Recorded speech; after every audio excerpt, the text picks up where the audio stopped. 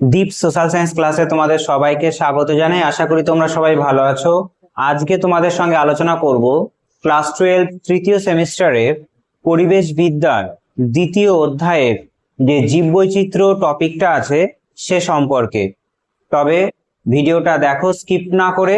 আমি প্রথম চ্যাপ্টার করিয়েছি তোমাদের, আজকে দ্বিতীয় চ্যাপ্টার পড়াবো। এর আগের ক্লাসগুলোতে আমি প্রথম চ্যাপ্টারের থিওরি ক্লাস করানোর সঙ্গে সঙ্গে প্রশ্ন প্র্যাকটিসও করিয়েছি। তোমরা যারা চ্যানেলে নতুন অবশ্যই চ্যানেলে ভিজিট করে প্লে লিস্টে গিয়ে দেখে নাও ক্লাসগুলো। তবে দেখো আজকে আমাদের টপিক হলো তোমাদের দ্বিতীয় চ্যাপ্টারে আছে জীববৈচিত্র্য সম্পর্কে। ঠিক আছে, জীববৈচিত্র্য মানে ইংরেজিতে বায়োডাইভার্সিটি বলা হয় যাকে। এই জীববৈচিত্র্য থেকে আমরা আজকে এই ক্লাসে পড়বো যে জীববৈচিত্র্য কি, জীববৈচিত্র্যের যে ধারণা সেটা সম্পর্কে জানবো। জীববৈচিত্র্যের যে স্তর সমূহ আছে অর্থাৎ লেভেলস অফ বায়োডাইভার্সিটি সেটা নিয়ে জানবো। আর তারপরে জানবো জীববৈচিত্র্যের গুরুত্ব সম্পর্কে। ঠিক আছে, আর তারপরে আরেকটা বিশেষ টপিক আছে তোমাদের যে জীববৈচিত্র্যের বিনাশের কারণ। জীববৈচিত্র্যের বিনাশের কারণ, এই চারটে টপিক আমরা এই ক্লাসে আলোচনা করব। ঠিক আছে, তবে দেরি না করে শুরু করা যাক। তাহলে আমাদের আজকের টপিক হলো এই চারটে আমি পরপর আলোচনা করব। ঠিক আছে, প্রথম যে টপিক জীববৈচিত্র্য কি সেটা সম্পর্কে তোমাদের কিছুটা হলেও ধারণা হয়েছে, অর্থাৎ ক্লাস 9-এ যখন বায়োলজি পড়তে সেখানে কিছুটা ধারণা হয়েছে। এইখানে জীববৈচিত্র্য শব্দটা দুটো শব্দ নিয়ে তৈরি। ঠিক আছে, বায়ো আর একটা হলো ডাইভার্সিটি। সাধারণভাবে যদি বলি যে আমরা হলাম হোমো সাপিয়েন্স অর্থাৎ মানুষ্য প্রজাতি, কিন্তু তবুও দেখবে যে আমাদের চোখের গঠন, নাক, চোখ, মুখ, দৈহিক গঠন কিন্তু সবার সঙ্গে মিল নেই। ঠিক আছে, তারপরে তোমরা দেখবে বাজারে এখন আমের মরশুম চলছে, আমের বিভিন্ন ধরন যেমন ল্যাংড়া, হিমসাগর, সিন্দুর আম, ঠিক আছে, আম্রপালি, বিভিন্ন ধরনের আম আছে। তারপরে বাজারে গেলে দেখতে পাবে যে বিভিন্ন ধরনের চাল তুমি পাবে, যেমন লাল স্বর্ণ, মিনিকেট, 36, রত্না, গোবিন্দভোগ, বাসমতি, ঠিক আছে, বিরিয়ানি করার চাল। এই যে ধরন, দেখবে অনেক ধরন আছে। তারপরে তুমি দেখবে যে একটা বিড়াল যেমন আলাদা একটা কুকুরের থেকে, আবার একটা কুকুর যেমন হরিণের থেকে আলাদা। ঠিক আছে, এই যে আলাদা আলাদা যে জীব প্রজাতি। তারপরে তুমি দেখবে যে আমাদের মনুষ্য প্রজাতির মধ্যে গায়ের চামড়া রং আলাদা আলাদা সবার, চোখের গঠন, দেহের গঠন আলাদা আলাদা। এই যে সামগ্রিকভাবে পৃথিবীতে যে বৈচিত্র্য দেখতে পাচ্ছ। ঠিক আছে, তারপরে তুমি আবার দেখতে পাবে যে তোমাদের সামনে একটা আম গাছ আছে, একটা জাম গাছ আছে, একটা মেহগিনি গাছ আছে, একটা লিচু গাছ আছে। এই যে বৈচিত্র্য, এই টোটাল সামগ্রিক বৈচিত্র্যই হচ্ছে জীববৈচিত্র্যের জন্য। ঠিক আছে, অর্থাৎ আমাদের সামনে বিভিন্ন উদ্ভিদ প্রজাতি, বিভিন্ন প্রাণী প্রজাতির যেমন বৈচিত্র্য দেখতে পাই, তারপরে একই প্রাণী প্রজাতির মধ্যেও বিভিন্ন ধরন দেখতে পাই। ঠিক আছে, তারপরে আবার তুমি দেখতে পাবে যে বিভিন্ন বাসস্থানে বিভিন্ন প্রজাতি গড়ে উঠছে, যেমন জলে এক ধরনের উদ্ভিদ প্রজাতি, প্রাণী প্রজাতি থাকে, তারপরে স্থলভাগে এক ধরনের উদ্ভিদ প্রজাতি, প্রাণী প্রজাতি থাকে। এই যে বৈচিত্র্যতা তুমি দেখতে পাচ্ছ, মানে বলতে চাইছি যে একটা কি, যে প্রজাতিগত বৈচিত্র্য। প্রজাতিগত অর্থাৎ আমরা মানুষ, গরু, ছাগল, ভেড়া, এইগুলো এক একটা প্রজাতি। তারপরে একটা প্রজাতির মধ্যে অর্থাৎ মানুষের মধ্যে জেনেটিক্যালি পার্থক্যের জন্য বিভিন্ন ধরনের মানুষের দৈহিক গঠন দেখা যায়। তারপরে বিভিন্ন বাসস্থানে যেমন জলাভূমিতে, স্থলভাগে, ঠিক আছে, তাও মরুভূমিতে, পাহাড়ি অঞ্চলে বিভিন্ন ধরনের প্রজাতি উদ্ভিদ প্রাণী বসবাস করে। এই যে সামগ্রিক যে বৈচিত্র্য হচ্ছে সেটা বাস্তুতান্ত্রিক, জেনেটিক্যালি বা প্রজাতিগত, এই সামগ্রিক বৈচিত্র্যটাকেই বলা হয় কি, জীব বৈচিত্র্য। ঠিক আছে, বিভিন্ন ধরন আমরা দেখতে পাই। ঠিক আছে, আমরা নিশ্চয়ই দেখি না যে একটাই আম গাছ আছে, আমরা নিশ্চয়ই দেখি না যে পৃথিবীতে শুধুমাত্র মানুষ আছে, আমরা শুধুমাত্র দেখি না যে পৃথিবীতে শুধুমাত্র বাঘ আছে। ঠিক আছে, পৃথিবীতে বিভিন্ন ধরনের প্রাণী প্রজাতির অস্তিত্ব আছে। এই প্রাণী প্রজাতির অস্তিত্ব এবং উদ্ভিদ প্রজাতির যে অস্তিত্ব আছে বিভিন্ন ধরনের, এইটাই হলো সামগ্রিকভাবে আমরা বলতে পারি জীববৈচিত্র্য। ঠিক আছে, এবার টেকনিক্যাল ভাষায় অনেক সংজ্ঞা তোমরা তো বইতে দেখেছো। ঠিক আছে, তাহলে জীববৈচিত্র্য কি? যে জীববৈচিত্র্য দুটো শব্দ নিয়ে তৈরি হয়েছে। একটা হলো বায়োস, ঠিক আছে, বায়োস মানে জীবন, আর ডাইভার্সিটি মানে বৈচিত্র্য। বায়োস কথার অর্থ হলো জীবন, আর বৈচিত্র্য ডাইভার্সিটি কথার অর্থ হলো বৈচিত্র্য। তাহলে এইটা হলো জীববৈচিত্র্য।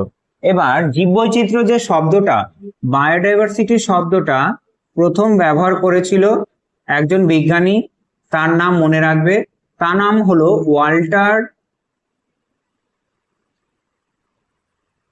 Walter Rosen Smith. Walter Rosen Smith এই ব্যক্তি আমাদের এই জীববৈচিত্র্য শব্দটা ব্যবহার করেছিল 1985 সালে।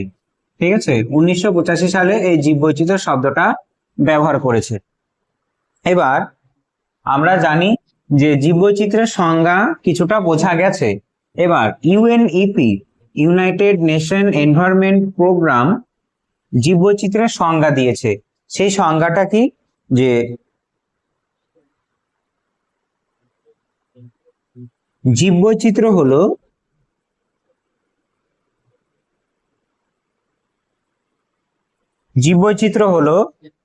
কোনো অঞ্চলের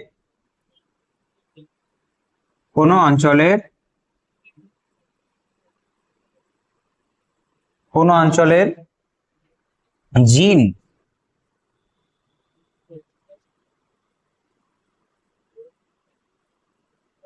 প্রজাতি এবং বাস্তুতান্ত্রিক বৈচিত্র্য। ঠিক আছে, অর্থাৎ জিনগত বৈচিত্র্যের জন্য বিভিন্ন ধরনের, যেমন আম পাচ্ছি, জিনগত বৈচিত্র্যের জন্য যেমন করে আমরা বিভিন্ন ধরনের ধান পাচ্ছি, জিনগত বৈচিত্র্যের জন্য যেমন আমরা মানুষ্য প্রজাতি হওয়া সত্ত্বেও দেহের গঠন, গায়ের রং, চোখের কালার আলাদা আলাদা। তারপর প্রজাতিগত, যেমন আমরা মনুষ্য প্রজাতি, বাঘ একটা আলাদা ধরনের পশু প্রজাতি, তারপরে হরিণ, তারপরে ছাগল, বেড়াল, এইগুলো হলো প্রজাতিগত। তারপরে আর একটা আছে কি বাস্তুতান্ত্রিক বৈচিত্র্য, অর্থাৎ সুন্দরবনে যে জীব প্রজাতি পাওয়া যাবে সেটা নিশ্চয়ই পশ্চিমবঙ্গের দার্জিলিং এ পাওয়া যাবে না। তারপর পশ্চিমবঙ্গের দার্জিলিং এ যে জীব বৈচিত্র্য পাওয়া যাবে সেটা নিশ্চয়ই আমরা পাবো না রাজস্থানের থর মরুভূমিতে। এই যে পৃথিবীর বাসস্থানের যে বৈচিত্র্য, বিভিন্ন ধরনের বাস্তুতন্ত্রে গড়ে ওঠা যে বৈচিত্র্য, সেটা হলো বাস্তুতান্ত্রিক বৈচিত্র্য। তাই ইউএনইপি হলো ইউনাইটেড নেশন এনভায়রনমেন্ট প্রোগ্রাম, এই সংজ্ঞাটা দিয়েছে জীববৈচিত্র্য সম্পর্কে। ঠিক আছে, কিছু শব্দ মনে রাখবে। ভারতে 2002 সালে ভারতে জীববৈচিত্র্য সংরক্ষণ আইন তৈরি হয়। ভারতে জীববৈচিত্র্য সংরক্ষণ আইন তৈরি হয়, অর্থাৎ জীব প্রজাতিকে রক্ষা করার জন্য আমাদের আইন তৈরি হয় ভারতে 2002 সালে। তারপরে আর একটা শব্দ মনে রাখবে, 21শে মে, কিছুদিন আগেই গেল, 21শে মে সমগ্র পৃথিবীতে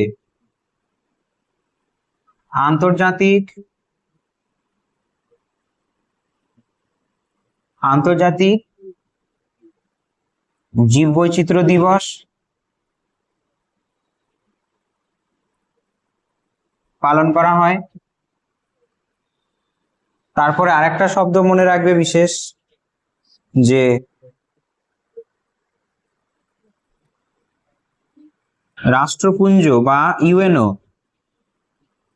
রাষ্ট্রপুঞ্জ বা ইউএনও 2010 সালে, রাষ্ট্রপুঞ্জ বা ইউএনও 2010 সালে জাতীয় জীববৈচিত্র্য দিবস হিসাবে পালন করেছে।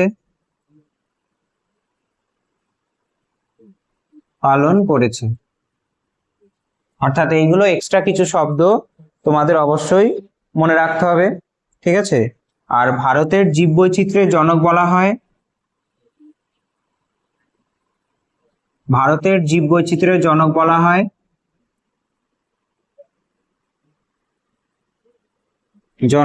হয়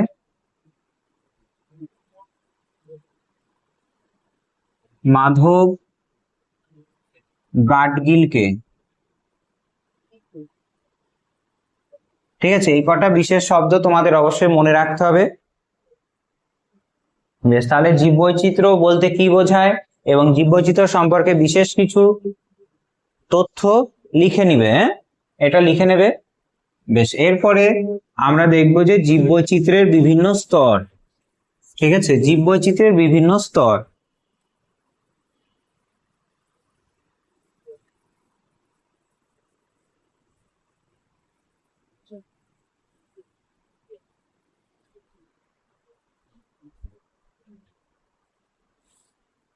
জীববৈচিত্র্যের স্তর,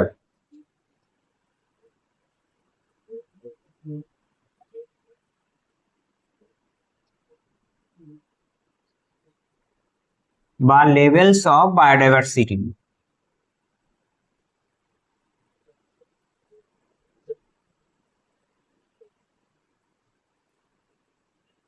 লেভেল অফ বায়োডাইভার্সিটি তিন ধরনের, ঠিক আছে, তিনটে।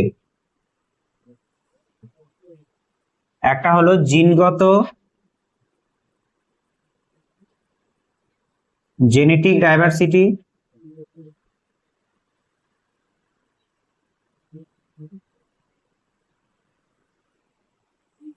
দ্বিতীয় হলো বাস্তুতান্ত্রিক,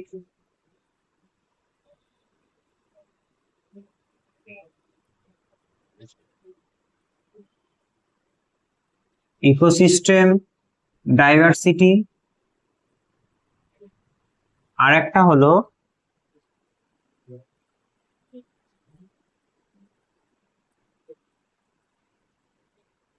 প্রজাতিগত বা স্পিসিস ডাইভার্সিটি।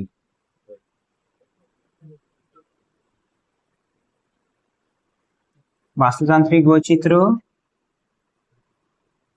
আর জিনগত বৈচিত্র্য,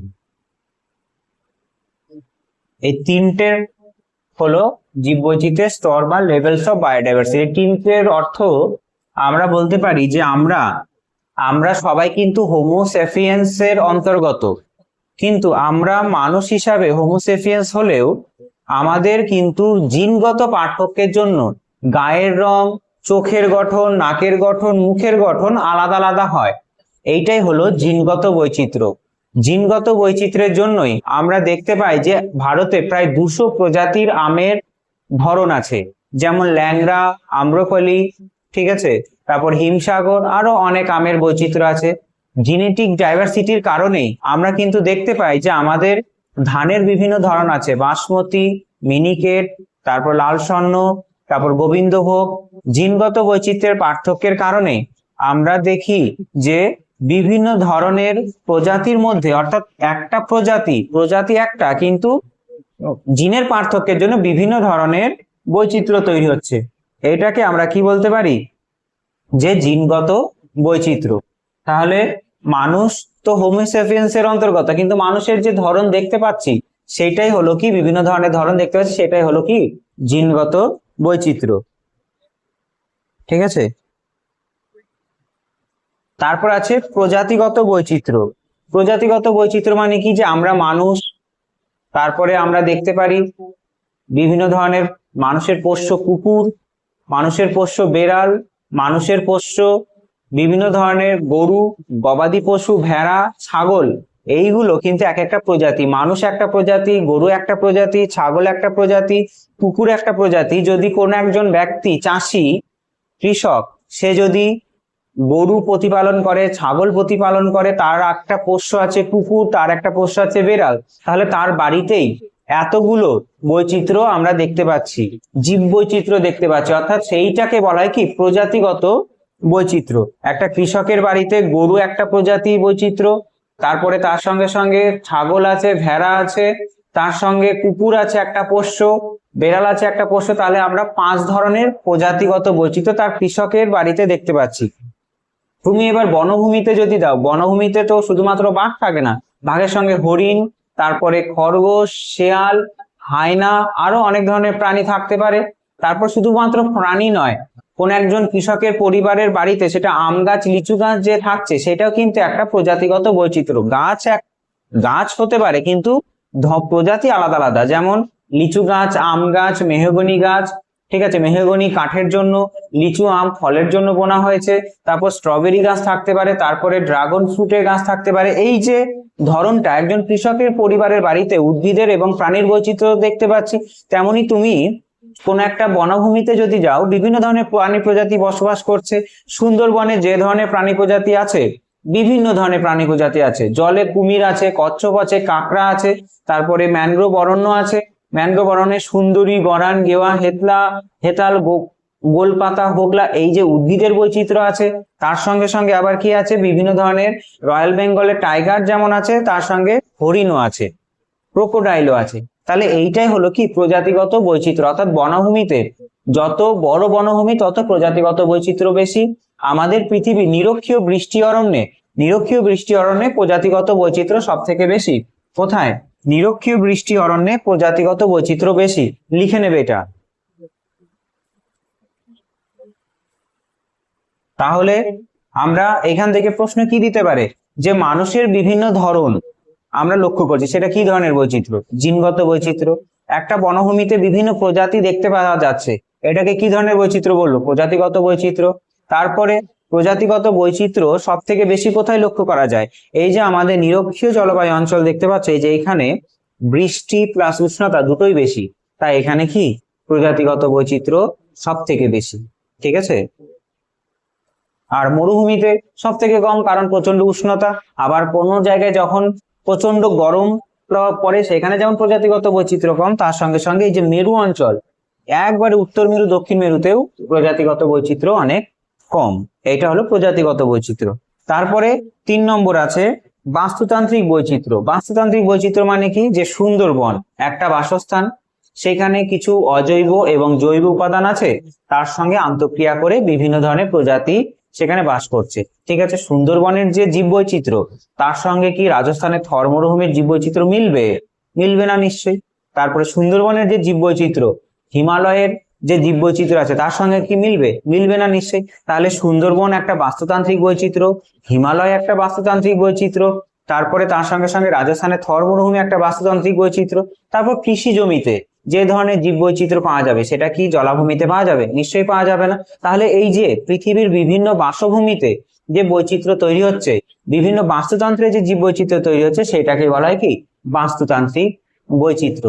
জলভাগে যে ধরনের বাস্তুতন্ত্র তৈরি হবে, সমুদ্রে সেই ধরনের বাস্তুতন্ত্র নাও তৈরি হতে পারে। অর্থাৎ জলভাগ মানে স্বাদু জল একটা বাস্তুতন্ত্র, লবণাক্ত জল সমুদ্রের একটা বাস্তুতন্ত্র। তাই বাস্তুতান্ত্রিক বৈচিত্র্য বলতে বোঝায় পৃথিবীর বিভিন্ন বাস্তুতন্ত্রের যে জীববৈচিত্র্য গড়ে ওঠে, সেটা হলো বাস্তুতান্ত্রিক বৈচিত্র্য। ঠিক আছে, বোঝা গেছে। ম্যানগ্রোভ বাস্তুতন্ত্র আছে কোথায়? সুন্দরবনে। তারপর রাজস্থানে থর মরুভূমিতে থর বাস্তুতন্ত্র আছে। তারপরে আমাদের ভারতে হিমালয় পার্বত্য অঞ্চলে এক ধরনের বাস্তুতন্ত্র। বা তোমার বাড়িতে যদি বাগান থাকে, ছোট্ট বাগান, তোমার তৈরি করা বাস্তুতন্ত্র, সেটা এক ধরনের বাস্তুতন্ত্র হতে পারে। ঠিক আছে। তোমার বাড়িতে অ্যাকোরিয়াম, সেটা একটা কৃত্রিম বাস্তুতন্ত্র। মনে করো তোমার বাড়িতে যে অ্যাকোরিয়াম আছে, মাছ রেখেছো, সেটা কিন্তু একটা কৃত্রিম বাস্তুতন্ত্র, মানুষের তৈরি বাস্তুতন্ত্র। ঠিক আছে। তাহলে বাস্তুতন্ত্র বোঝা গেল। বাস্তুতন্ত্রকে 3টে ভাগে ভাগ করা যায়। একটা হলো আলফা বৈচিত্র্য,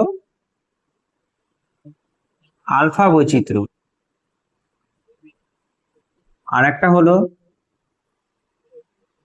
আলফা বৈচিত্র্যের পরে আছে বিটা বৈচিত্র্য, তারপরে আছে গামা বৈচিত্র্য।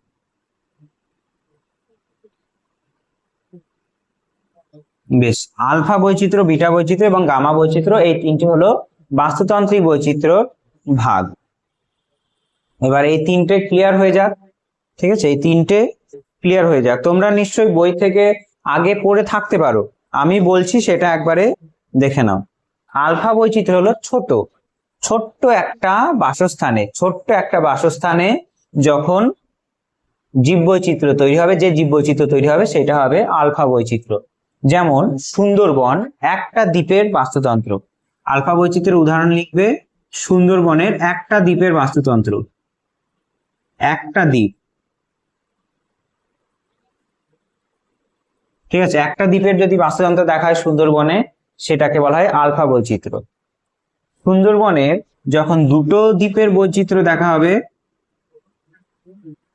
সুন্দরবনের দুটো দ্বীপের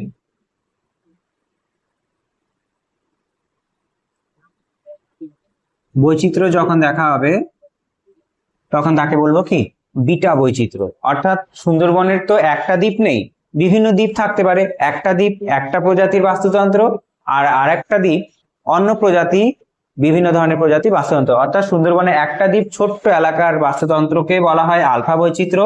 যখন দুটো দ্বীপের দেখা হবে, ঠিক আছে, বা ভিন্ন ভিন্ন বাসস্থানে দেখা হবে, সুন্দরবনের দুটো দ্বীপ বা তিনটে দ্বীপ বা চারটে দ্বীপে, অর্থাৎ চারটে দ্বীপ তো ভিন্ন ভিন্ন বাসস্থান, সেই চারটে দ্বীপের ভিন্ন ভিন্ন বাসস্থানে যখন যে বৈচিত্র্য দেখা যাবে সেটাকে বলা হবে কি, বিটা বৈচিত্র্য। আর গামা বৈচিত্র্য কি, সমগ্র সুন্দরবন অর্থাৎ সমগ্র ভৌগোলিক এলাকার যখন জীব বৈচিত্র্য দেখা হবে, তখন তাকে কি বলবো, গামা বৈচিত্র্য। ঠিক আছে, তাহলে গামা বৈচিত্র্য কি হবে, সমগ্র সুন্দরবনের বৈচিত্র্যকে বলা হয় কি, সমগ্র সুন্দরবনের বৈচিত্র্যকে কি বলা হয়, গামা বৈচিত্র্য। বোঝা গেছে বিষয়টা? খুব সুন্দর করে বুঝে নাও, ঠিক আছে, মাথায় ঢুকিয়ে নাও। তোমাদের নিশ্চয়ই সবার বই আছে, বইতে পড়ার পর দেখবে তোমাদের মধ্যে এই বিষয়টা ক্লিয়ার হয়ে গেছে। তোমাদের যে কোনো ভৌগোলিক অঞ্চল ধরে নাও, হিমালয় পার্বত্য অঞ্চল, হিমালয় পার্বত্য অঞ্চলের ভিন্ন ভিন্ন বাসস্থান থাকতে পারে। ছোট্ট বাসস্থানে যে জীববৈচিত্র্য সেটা হবে আলফা। বিটাটা কি, একটা বা দুটো বা তিনটে বাসস্থানে যে জীববৈচিত্র্য দেখা যায় সেটা হবে বিটা। আর গামাটা হবে সমগ্র হিমালয়ের যে বাস্তুতন্ত্র, যে বৈচিত্র্য, সেটাকে বলা হয় বিটা বৈচিত্র্য। ঠিক আছে, বোঝা গেছে? বেশ, বিটা বৈচিত্র্য বের করার ফর্মুলাটা লিখে নাও। ফর্মুলা, ঠিক আছে, বিটা বৈচিত্র্য হলো গামা বৈচিত্র্য ভাজিত, গামা বৈচিত্র্য ভাজিত আলফা বৈচিত্র্য।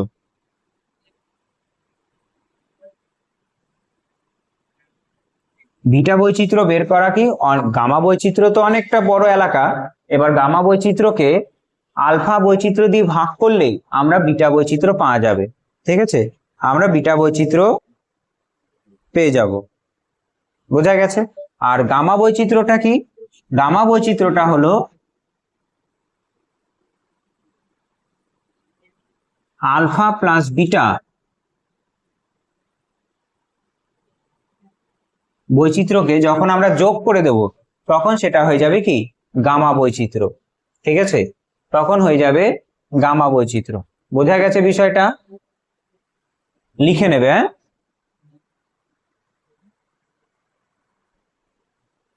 তাহলে সংজ্ঞাটা কি হতে পারে, যে ছোট্ট ক্ষুদ্র অঞ্চলে বাস্তুতন্ত্রের বা একই প্রকার বাসস্থানে যে জীব প্রজাতির বৈচিত্র্য দেখা যায়, তখন সেটাকে বলা হয় আলফা বৈচিত্র্য। ঠিক আছে, আর বিটা বৈচিত্র্য কি, ভিন্ন ভিন্ন অঞ্চলের বাসস্থানের যে জীব বৈচিত্র্য দেখা যায় সেটাকে বলা হয় বিটা বৈচিত্র্য। আর গামা বৈচিত্র্য কি, সমগ্র ভৌগোলিক অঞ্চলের জীব বৈচিত্র্যকে বলা হয় কি, গামা বৈচিত্র্য। আলফা বৈচিত্র্য হলো ক্ষুদ্র ক্ষুদ্র অঞ্চলের জীব বৈচিত্র্য, বিটা বৈচিত্র্য হলো ছোট ছোট ভিন্ন ভিন্ন অঞ্চলের যে জীব বৈচিত্র্য, সেটাকে বলা হয় বিটা বৈচিত্র্য। আর গামা বৈচিত্র্য কি, সমগ্র ভৌগোলিক অঞ্চলের জীব বৈচিত্র্যকে বলা হয় কি, গামা বৈচিত্র্য। তাহলে আমাদের জীব বৈচিত্র্যের স্তর হয়ে গেল। ঠিক আছে, বেশ, এরপরে আমরা দেখব যে জীব বৈচিত্র্যের যে গুরুত্ব আছে সেটা কি কি আমাদের জীবনে। তোমরা নিশ্চয়ই জেনে থাকবে যে আমাদের যতটা প্রাপ্য, যতটা প্রাপ্য ওষুধ আছে, ওষুধ যেগুলো তৈরি হয় সেগুলো কিন্তু সবই আমাদের গাছ থেকেই আসে। পূর্বেকার জীবনে মানুষরা যদি কোনো রোগ ব্যাধি হতো, তারা কিন্তু গাছের যে ঔষধি গুণ আছে সেটাকে কাজে লাগিয়ে কিন্তু তারা নিজের যে শরীরের রোগ সেটা কিন্তু নিরাময় করতো। তাহলে তুমি চিন্তা করো যে জীববৈচিত্র্যের গুরুত্ব কতখানি। যত বেশি জীববৈচিত্র্য থাকবে তত কিন্তু আমাদের আমাদের সুবিধা। আমাদের সুবিধা কোন দিক থেকে? যে পরিবেশের ভারসাম্য যেমন বজায় থাকবে, পরিবেশের ভারসাম্য বজায় থাকবে, তার সঙ্গে সঙ্গে খাদ্য শৃঙ্খল ঠিকঠাক থাকবে। আর আমাদের যে ঔষধি গুণাগুণ আছে গাছগাছালি থেকে যে ঔষধি গুণাগুণ পাই সেটাও ঠিকঠাক থাকবে। তারপরে আমরা অবশ্যই সবাই আনন্দিত হই যে যদি কোনো সময় কোনো আমরা সুন্দরবনে যাই, সুন্দরবনে বাঘ, তারপরে কচ্ছপ বা ক্রোকোডাইল, এইগুলো দেখে আমাদের কি লাগে? নান্দনিক গুরুত্ব লাগে। ঠিক আছে, এইটাও গুরুত্বপূর্ণ। তারপরে তার সঙ্গে সঙ্গে আমাদেরও একটা রেসপন্সিবিলিটি আছে, পৃথিবীটা সমস্ত প্রাণী এবং উদ্ভিদ প্রজাতির বাসস্থান। তাই আমরা মানুষ রূপে কোনো প্রজাতিকে নষ্ট করে দিতে পারি না। তাই আমাদের উচিত কি সেই সমস্ত প্রজাতিকে বাঁচিয়ে রেখে আমাদের খাদ্য শৃঙ্খল, আমাদের পরিবেশ, আমাদের সমগ্র এনভায়রনমেন্টকে প্রোটেক্ট করা। ঠিক আছে, আমরা মনুষ্য প্রজাতি সব থেকে বুদ্ধিমান, তাই পরিবেশের সমস্ত উপাদানগুলো আমাদের না জানা, তাই তাদেরকে রক্ষা করার দায়িত্ব আমাদের। তাই সেই দিক থেকেও জীববৈচিত্র্য ভীষণ জরুরি বা গুরুত্বপূর্ণ। ঠিক আছে, তাহলে জীববৈচিত্র্যের গুরুত্ব এক এক করে আমরা লিখি। যে একটা পয়েন্ট হিসাবে তোমরা লিখতে পারো ভারসাম্য। ভারসাম্য বিষয়টা কি? যে আমরা আগের যে চ্যাপ্টারে পড়েছি ভারসাম্য, আমাদের যে খাদ্য শৃঙ্খল, খাদ্য জাল, সেইখানে যদি একটা প্রাণী প্রজাতি কমে যায় তাহলে কিন্তু অনেক সমস্যা হয়ে যাবে। ধরে নাও সুন্দরবন অঞ্চলে হরিণের সংখ্যা কমে গেল, হরিণের সংখ্যা কমে গেল, তাহলে হরিণের সংখ্যা যদি কমে যায় সুন্দরবনে ঘাসের পরিমাণ বেড়ে যাবে। আবার হরিণের সংখ্যা যদি কমে যায় বাঘ কি হয়ে যাবে? তার খাবার পাবে না, হরিণকে খেতে পারবে না, না খেয়ে মরবে। ঠিক আছে, তাই প্রত্যেকটা বাস্তুতন্ত্রের প্রত্যেকটা প্রাণী প্রজাতি কিন্তু ভীষণ গুরুত্বপূর্ণ। তারপরে আবার অন্যদিক থেকে কল্পনা করো, যদি বাঘের সংখ্যা কমে যায়, যদি বাঘের সংখ্যা কমে যায় তাহলে হরিণের সংখ্যা বেড়ে যাবে। হরিণের সংখ্যা যদি বেড়ে যায় তাহলে সুন্দরবনে যত গাছপালা আছে সবই তো খেয়ে ফেলবে, ছোট চারা থেকে বড় চারা হরিণ খেয়ে নেবে। তাহলে এইখানে বাঘ হয়ে যায়, বাঘ হয়ে গেল কি? Keystone species. কিস্টোন স্পিসিস শব্দটা মনে রাখবে, যে কোন একটা বাস্তুতন্ত্রে যে জীব প্রজাতি ভীষণ গুরুত্বপূর্ণ সেই জীব প্রজাতিটা যদি চলে যায় বা বিলুপ্ত হয়ে যায় বা সংখ্যায় কমে যায় তাহলে সেইখানে বাস্তুতন্ত্রটা টালমাটাল হয়ে যাবে। সেটাকে বলা হয় কি? Keystone species. যেমন সুন্দরবনে বাঘ একটা কিস্টোন স্পিসিস। সুন্দরবনে বাঘ যদি সংখ্যায় কমে যায় তাহলে সুন্দরবনে টোটাল খাদ্য শৃঙ্খলটাই গন্ডগোল হয়ে যাবে। তাই পরিবেশের ভারসাম্য বজায় রাখতে জীববৈচিত্র্যকে সংরক্ষণ ভীষণ জরুরি। ঠিক আছে, তারপরে 2 নম্বর ওষুধ শিল্পে। ওষুধ শিল্পে আমাদের সব থেকে বেশি গাছগাছালি কিন্তু ব্যবহার করা হয়। ঠিক আছে, যেমন আমরা জানি যে এই ওষুধ শিল্প সব থেকে আয়ুর্বেদিক চিকিৎসা প্রাথমিক পর্বে তো ছিল, এখন তো বর্তমানে সব অন্য ধরনের যে অ্যালোপ্যাথিক ওষুধ আছে সেটা আমরা ব্যবহার করছি, কিন্তু সেই অ্যালোপ্যাথিক ওষুধও যেটা তৈরি হচ্ছে সেটাও কিন্তু বিভিন্ন ধরনের গাছ থেকেই তৈরি হচ্ছে। ঠিক আছে, যেমন আমরা মনে রাখতে পারি যে সিনকোনা গাছ থেকে কুইনাইন তৈরি হয়, তাই না? সিনকোনা গাছ তোমরা বইতে আশা করি অনেক কিছু পেয়ে যাবে। ঠিক আছে, আমি আর নতুন করে সেই শব্দগুলো বলছি না, ওষুধের নামগুলো বলছি না। ঠিক আছে, সিনকোনা থেকে কুইনাইন পাওয়া যায় যা ম্যালেরিয়ার চিকিৎসা হয়। তারপরে সর্পগন্ধা যে মূল থেকে সেটা রেসপিরিন তৈরি হয়, উচ্চ রক্তচাপ নিয়ন্ত্রণ করে। তারপরে ট্যাক্সাস যে গাছের যে বাকল, মূল, পাতা, এগুলো থেকে কি তৈরি হয়? ক্যান্সারের চিকিৎসা করা হয়। তারপর পেন্সিলিয়াম থেকে কি তৈরি হয়? অ্যান্টিবায়োটিক তৈরি হয়। তারপরে তোমরা মনে রাখবে অ্যাসপারজিলাস যে গাছ, সেটা থেকে কি তৈরি হয়? বিভিন্ন অ্যান্টিবায়োটিক তৈরি হয়। ঠিক আছে, অর্থাৎ অনেক ধরনের গাছ আছে, সেই গাছগুলো আমাদের ওষুধ শিল্পে কাজে লাগে। ঠিক আছে, ভারসাম্য প্লাস ওষুধ শিল্প। তাহলে ভারসাম্যটা কি? যে পরিবেশগত বা বাস্তুতান্ত্রিক গুরুত্ব, তাই তো? ভারসাম্য যদি গাছ কমে যায় অক্সিজেনের ঘাটতি হবে, কার্বন ডাই অক্সাইড বেড়ে যাবে। তাই ভারসাম্য বজায় রাখতে গেলে, অর্থাৎ পরিবেশগত ভারসাম্য বজায় রাখতে গেলে জীববৈচিত্র্যকে সুরক্ষা দিতে হবে। তারপরে ওষুধ শিল্প, অর্থাৎ অর্থনৈতিক দিক থেকে যদি আমাদের চাহিদাকে বজায় রাখতে হয় তাহলে ওষুধ শিল্পের জন্য গাছগাছালি অনেক জরুরি, তাই জীববৈচিত্র্যকে রক্ষা করতে হবে। ঠিক আছে, জীববৈচিত্র্য আছে বলেই, অর্থনৈতিক দিক থেকে জীববৈচিত্র্য আছে বলেই খাদ্য, আমরা যে খাবার খাচ্ছি সেটা কিন্তু আলটিমেট কোথা থেকে আসছে? সবুজ উদ্ভিদ থেকেই আসছে। ঠিক আছে, খাদ্য থেকে শুরু করে তারপর আমরা যে কাঠ, সেটাও কিন্তু গাছ থেকেই পাই। ঠিক আছে, খাদ্য, বস্ত্র, বাসস্থান সবকিছু ক্ষেত্রে কিন্তু আমাদের জীববৈচিত্র্য জড়িয়ে আছে। ঠিক আছে, জীববৈচিত্র্য জড়িয়ে আছে, বোঝা গেছে? তাহলে ভারসাম্য, পরিবেশের ভারসাম্য বজায় রাখতে গেলে, অক্সিজেনের সরবরাহ বজায় রাখতে গেলে, কার্বনের পরিমাণ খুব যাতে বেড়ে না যায় তার জন্য, আবার খাদ্য শৃঙ্খল বজায় রাখতে গেলে আমাদের জীববৈচিত্র্যকে সংরক্ষণ করতে হবে। এই দিক থেকে গুরুত্বপূর্ণ ওষুধ শিল্পে পৃথিবীর যত ধরনের ওষুধ বেশিরভাগই গাছপালা থেকেই তৈরি হয়। আর খাদ্য, বস্ত্র, বাসস্থান প্রাণীর সব থেকে উপযোগী জিনিস, সেটা কিন্তু জীববৈচিত্র্য থেকেই আসে। আর সব থেকে আরেকটা আধুনিক গুরুত্ব কি, যে মানুষ নান্দনিক গুরুত্ব উপভোগ করে।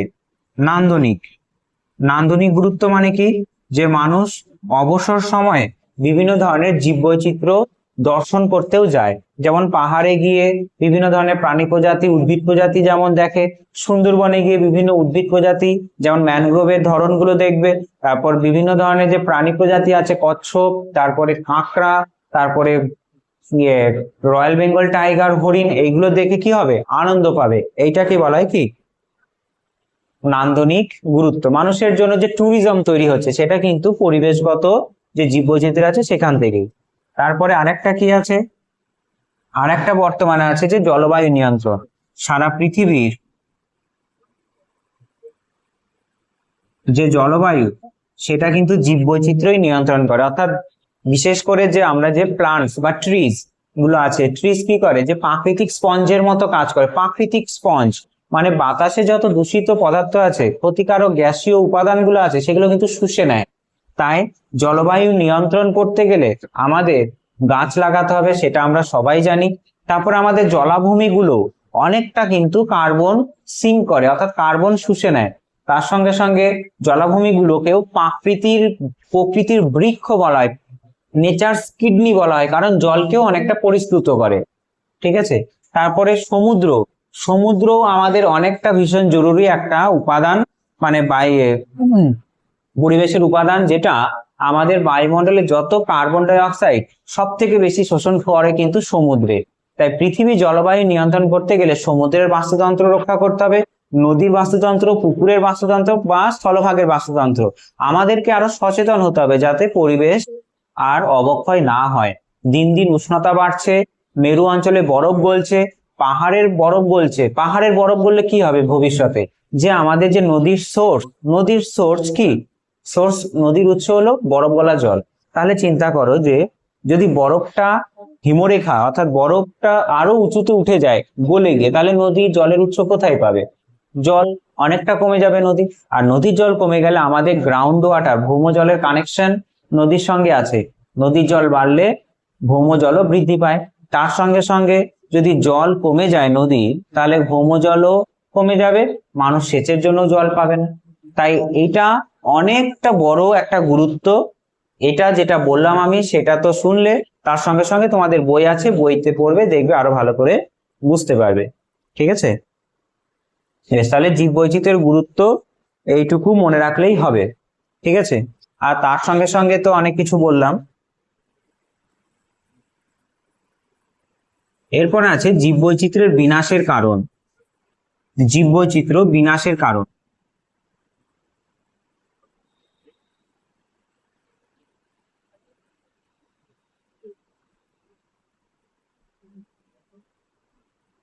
ঠিক আছে,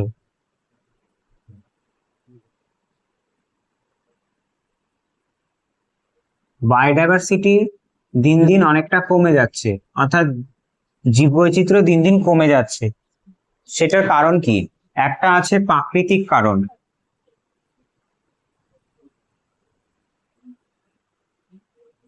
একটা হলো প্রাকৃতিক কারণ, আর একটা হলো মানবীয় কারণ।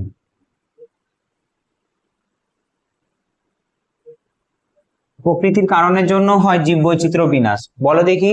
আমরা জানি যে সুন্দরবনে ঘূর্ণিঝড় হয়, বন্যা হয়। ঠিক আছে, সুনামি হয়, কোনো কোনো জায়গায় কোনো কোনো বছর সুনামি হতে পারে, বড় বড় ঢেউ। তাহলে এই যে বন্যা, ঘূর্ণিঝড়, সুনামি, যে বাঘ আছে, হরিণ আছে বা অন্যান্য প্রাণী প্রজাতি আছে, তারা কি টিকতে পারবে? পারবে না। আবার আমরা শুনি মাঝে মাঝে অ্যামাজন ফরেস্ট দাবানল হয়েছে। দাবানল কিভাবে হয়েছে? যে বাজ পড়ে বেশি করে দাবানল হয়, আর কিছু কিছু ক্ষেত্রে মানুষও আগুন লাগিয়ে দেয়। এবার বাজ পড়ে যদি দাবানল হয় তাহলে পুরো বনে আগুন লেগে গেল, বনের গাছপালা তো মরলই, আর বাদ বাকি যে প্রাণী প্রজাতি আছে তারা কিন্তু সেখান থেকে আর বেরোতে পারবে না, তারাও কিন্তু মরে যাবে। তাই মানবীয় কারণ তো আছেই জীববৈচিত্র্য বিনাশের জন্য, প্রকৃতিও অনেকটা দায়ী। এবার প্রকৃতি যতটা জীববৈচিত্র্য বিনাশ করবে সেটা নিজে থেকে ঠিক করে নেয়, কিন্তু মানুষ যদি করে তাহলে কিন্তু পারে না সহজে। তাই প্রাকৃতিক কারণ কি কি হতে পারে? বন্যা হবে, খরা হবে, তারপরে দাবানল হবে, তারপরে ঘূর্ণিঝড়, সুনামি। ঠিক আছে, বন্যা, ঘূর্ণিঝড়, সুনামি, বন্যা, ঘূর্ণিঝড়, সুনামি, তার সঙ্গে সঙ্গে খরা, তারপরে দাবানল। ঠিক আছে, এই যে প্রাকৃতিক ঘটনাবলী আছে তার জন্য কিন্তু অনেক প্রাণী প্রজাতি বাঁচতে পারে না। ঠিক আছে, আর মানবীয় কারণ তো অনেক আছে। মানবীয় কারণের মধ্যে সব থেকে গুরুত্বপূর্ণ খারাপ কারণ হলো মানুষ অনেক প্রাণী প্রজাতি টাকার জন্য মেরে ফেলে।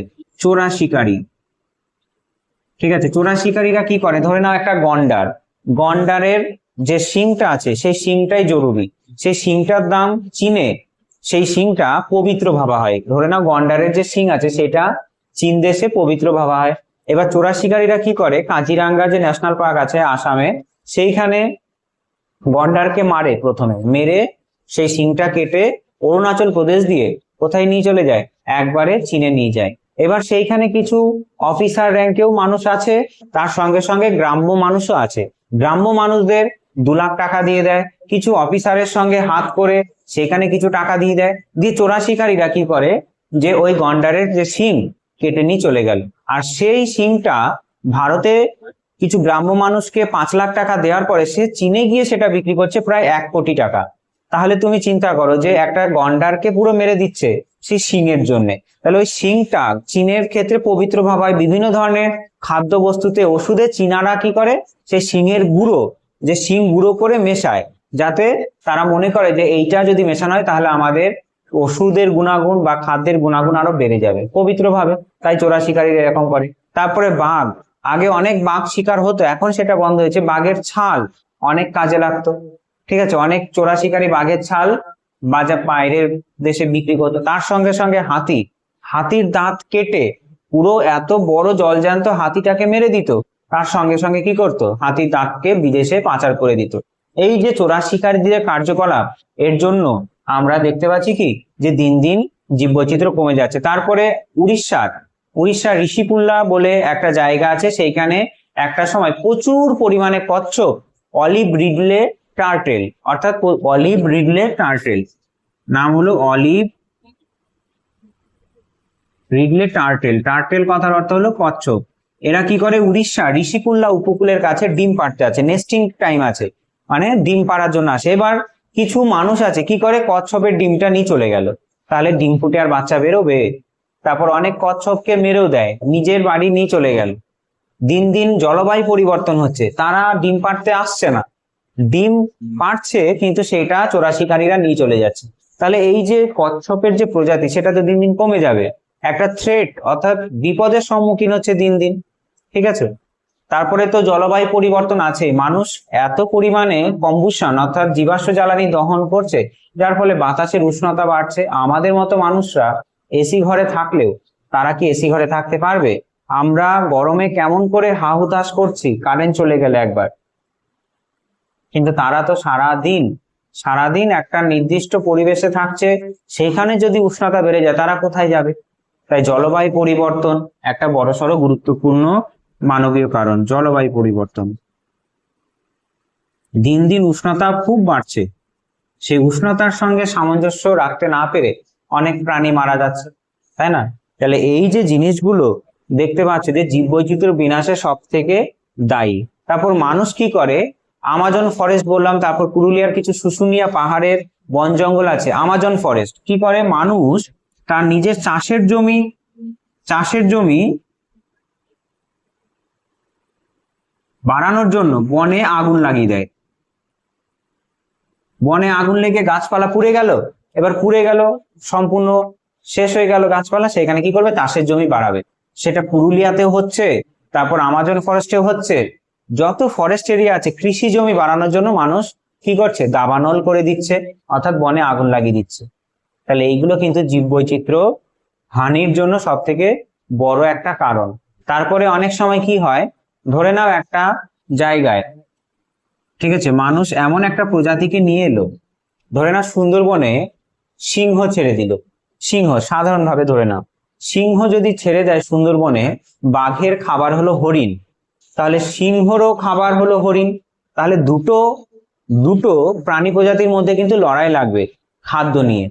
তাহলে এখানে যে বেশি শক্তিশালী সে টিকে থাকবে, বাদ বাকি সে মরে যাবে।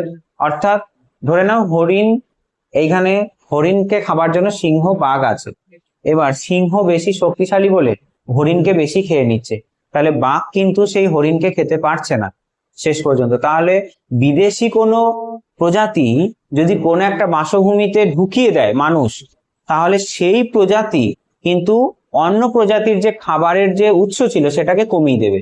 তাই বিদেশি প্রজাতি যদি ঢুকে যায় কোনো একটা বাস্তুতন্ত্রে, তাহলে কিন্তু জীববৈচিত্র্য হানি হতে পারে। সেটা মানুষ দ্বারা সহজে হয় না, প্রাকৃতিক ভাবেই হতে পারে, মানুষ দ্বারাও হতে পারে। ঠিক আছে, তাই এইগুলো হলো জীববৈচিত্র্য হ্রাসের কারণ।